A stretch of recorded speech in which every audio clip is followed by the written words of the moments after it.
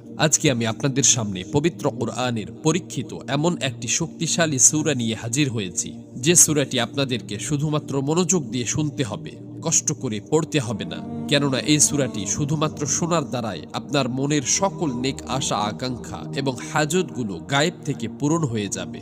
অভাব অনটন থাকলে গায়েবী খাজানা থেকে অলৌকিকভাবে রিজিকের ব্যবস্থা হয়ে যাবে। অসুস্থতা, পেরেশানি, দুঃখ কষ্ট যাই থাকুক না কেন, এই পাওয়ারফুল সূরাটি শোনার ওসিলায় তা দূর হয়ে যাবে ইনশাআল্লাহ।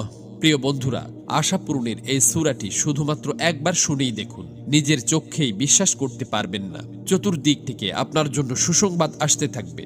সকল আটকে থাকা কাজগুলো সঠিকভাবে সম্পন্ন হবে। আপনার সংসারে অশান্তির মেঘ দূর হয়ে রহমতের সুঘ্রাণ পেতে থাকবেন। আপনার যত বড় বিপদই থাকুক না কেন, এই সূরার ওসিলায় সকল বিপদ থেকে মুক্তি পাবেন। সকল বালা মুসিবত দূর হয়ে যাবে এবং আপনার যত বড় অসুস্থতাই থাকুক না কেন, তা থেকে শেফা পাবেন ইনশাআল্লাহ।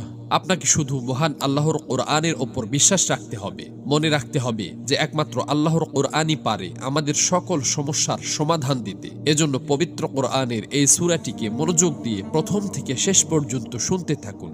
এটি শুনতে শুনতে আপনার জীবনের মুসিবতগুলো কেটে যেতে থাকবে, পেরেশানিগুলো দূর হয়ে যাবে। আল্লাহর রহমতে আপনার দোয়াগুলো কবুল হতে থাকবে ইনশাআল্লাহ।